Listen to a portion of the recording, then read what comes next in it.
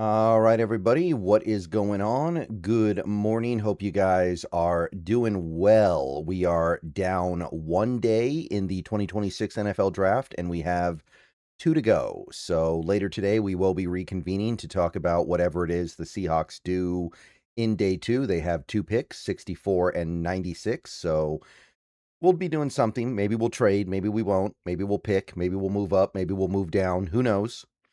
But I will be covering it. But we still have more stuff to discuss from yesterday. This video is sponsored by Prize Picks. More on them a little bit later. But yeah, let's talk a little bit more about Jadarian Price here, because this has been a contentious pick. Unlike recent years, where the Seahawks first round pick, I'd say ever since Charles Cross, has been met with pretty much, I don't want to say universal praise, but close to universal praise, where the vast majority of people were on board with the pick. This year, we saw, I'd say, a pretty good split. It's all over the map. Some people really like it. Some people like it moderately. Some people think it's okay. Some people think it's bad. Some people think that it's really bad. It's a good spread. And I think that this makes sense. I think it makes sense why some people like it. I think it makes sense why some people don't like it. I think that there's a lot on both sides of the argument. So I want to talk a little bit about the pick at length here, because there's a couple different levels to it. Because as you guys know, I think the pick is okay. I think the pick is all right. I understand it. But I do believe there was meat left on the bone here. And I want to expand on that a little bit to make sure everyone understands where I'm coming from here. I have seen Seahawks picks that, or early picks, let's specifically say early picks that I thought were worse than this, easily. We've made picks that made no sense to me. We've made picks that looked like a disaster the moment we made it. This is not that. I don't believe that. I don't think Jadarian Price is going to be a bust. I think he actually has a pretty decent floor. But here's what I'm going to say, and this is kind of my hang up here. This is why I can't fully embrace this pick. The most likely outcome with Jadarian Price, and I think that even the people who like him and like this pick would acknowledge this, is that Jadarian Price is going to be a capable, decent running back for us for 4 to 5 years, and that's it. He's not going to be beyond 4 to 5 years in all likelihood, because that would require a second contract that running backs typically don't get unless they're elite. And I don't think he'll be much better than a decent running back. Maybe some people think he's a little bit better than that, but I don't think you're going to find anybody who tries to genuinely argue that he's going to be a franchise running back or a bell cow running back. He doesn't have enough in junk in the trunk to be a franchise running back. He's not really a good third down player. He's an early down running back, for one, which diminishes your value significantly. The guy does not really catch passes, and he's not a very good blocker. And he's not a bell cow, because he wasn't even a bell cow in college. He averaged, 10 touches a game? Notre Dame didn't overload Jadarian Price. Now, that was partially because of Jeremiah Love, but there has to be a reason why Price stayed with Notre Dame, right? If he was somebody that could take on 25 touches a game and keep chugging, I'm sure he would have found a situation where he could do that. But he stayed at Notre Dame, where he got to play behind the best running back in the country, behind a really good offensive line. So that's the thing for me. If you like sports, the best way to make them better and more exciting is using Prize Picks, where it always feels good to be right. Prize Picks, all you got to do is pick more or less on your favorite players' projections and build lineups with a few taps. It's the daily fantasy stuff, but it's made super easy over there. Whatever sport you're into, give it a shot. And right now, Prize Picks is hooking up users with $50 in lineups after you play your first $5 lineup. All you have to do is use promo code HMA. I've had a great time on Prize Picks so far. It makes this daily fantasy thing very easy, and it makes watching the games way more exciting. Be sure to check out the social feeds feature so you can share lineups with your friends and tail partners, or even fade their picks. Right now, Prize Picks is offering odds on the NFL draft. You have who's going to go where, what each team is going to do, how many of each position is going to go in each round, and so on and so on. Get on over to Prize Picks. Take advantage of that. So download Prize Picks today, America's #1 sports app, and remember to use the promo code HMA. And remember, always gamble responsibly. When I look at Jadarian Price, even if he works out, I think he'll be a good running back for 4 to 5 years. When I look at, and this is why I didn't fully embrace the pick, and I want people to understand this, when I look at some of the other players that are still on the board as of me recording this video, I see players that are going to be potentially much more than that if they had been the pick. I look at Jermod McCoy, and yeah, okay, you got to get past the injury thing. Maybe the injury thing's way worse than we know. But if Jermod McCoy can get past the injury, you're looking at a franchise caliber corner for a decade because he is that good. He would have been a top 10 pick if not for the injury. I believe that. TJ Parker. He could be a great player in this league for a decade. I don't know if he'll ever be an all-pro, but I think he could be a Pro Bowl caliber edge. And again, I think you're looking at a much longer length of impactful play from a guy like that. Avion Terrell, same thing.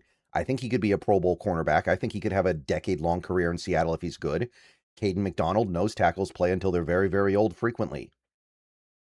So I look at these other players that were on the board when Seattle took Price, and I see players that are playing more valuable positions objectively, and I see players that are far more likely to have an extended period of time where they get to impact the team positively. Even a guy like Zion Young or Anthony Hill. And Anthony Hill's another guy who's playing a devalued position on some level, but I look at guys like that and I think to myself, those guys way more likely to get a second contract, way more likely to become really, really good players, like franchise caliber corners, franchise edge rushers. I don't know if there's such a thing as a franchise nose tackle, but I think you guys get what I'm saying here. So that is the part of this that I struggle to embrace. What you get over the course of a 10-year, 12-year period from a lot of these other players is likely going to be significantly more than you get at a Price. However, and I do want to present the other side of this before I wrap up this video, just to show that I can see both sides of it. There's that part of it where you're thinking about the long term. You're thinking about the next decade to decade and a half. But then you have just the part where you're looking at 2026. And here's what I'm going to say. Here's what I will acknowledge as we digest this Jadarian Price pick. Jadarian Price is going to potentially do more for the Seattle Seahawks in 2026 than any of the players that I just mentioned could have. Because Jadarian Price has a good chance of starting week 1. Jadarian Price has a good chance of being the #1 back. And I don't think he'll be a bell cow, like I said, because he wasn't even a bell cow in college.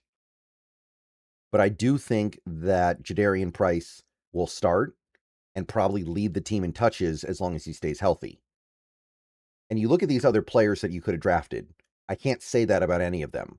For 2026, Price is going to do more and have more ability to impact the team than anybody else you could have gotten. And with the team coming off a Super Bowl win, you could make an argument that is way more important because we're trying to repeat and be good now. Like Jermod McCoy, he might not even play in 2026, but if he does, he's coming back from a major injury. There's concerns about other stuff. You've got Witherspoon. You've got Job on a 3-year deal. McCoy probably doesn't play that much. TJ Parker, he's a rookie edge rusher. Those guys usually don't play that much, and they're not that effective when they do. TJ Parker's a guy that you hope is going to be there by 2027. Avion Terrell, same thing as Jermod McCoy, except maybe he plays more because he's healthy, but again, you're not taking Spoon off the field, you're not taking Eman Warrior off the field, and you just extended Job. Hayden McDonald, tough to get snaps at defensive tackle right now because you've got Big Cat and Reed and Mills and Murphy all ahead of him. Maybe the one exception would be Emmanuel Pregnon. You could move him to right guard. Maybe. That's the only guy I think you could make that argument for. But you go down the list. Brandon Cisse, Zion Young, both those guys would have part-time roles in 2026 for the Seahawks. Anthony Hill, he could be a absolute backup until 2027. Maybe even beyond that. EMW's probably what, third safety and guy who gets on the field on dime packages only. I can go down the list here, but the point I'm trying to make is none of these guys are going to get on the field as much and have the ability to impact the team as much as Jadarian Price does. And we're trying to defend our title here. We're trying to repeat. So my counter to that would be you could have done a little bit more to address the running back position before now. You could have signed a free agent, even somebody like a Brian Robinson Jr., and not felt like you were in this place where you had to get a running back. That's the kind of stuff I want to avoid my team doing. But at the same time, and this is what I have to concede here, the team did do that. And once you do that, you are in a little bit of a tough situation where you might have to reach for value, where you might have to reach for a positional need. So I wish they hadn't put themselves in that spot. I think that even people who like this pick would acknowledge the team put themselves in that spot. And I hope that there would be consensus behind the idea that it's a bad idea to leave yourself in a position where you're destitute at a position and need to reach for need in the draft. But at the same time, that's where we are. And this team is trying to defend a Super Bowl title. So getting somebody that can help us a lot in 2026, even if he's not going to be as valuable as other players over the next decade plus, maybe that's the play. And I can see it. Don't know if I totally agree with it, but Price is going to play this year, man. He's going to get the ball 200 plus times. Okay, see you guys later. Go Hawks. That would be the main defense I could have of Price. And Price is not a bad player, by the way. Price is not a terrible pick anyway. I'm not saying that he is. But that would be my primary way to defend the pick. It's more important that we get competent running back play now than get an elite player over the long term, because this team is capable of repeating. They just need to put themselves in the right position for it. Okay, go Hawks. See you guys later. Going to be probably another video later today, and then the stream starts a little before 4. See you there.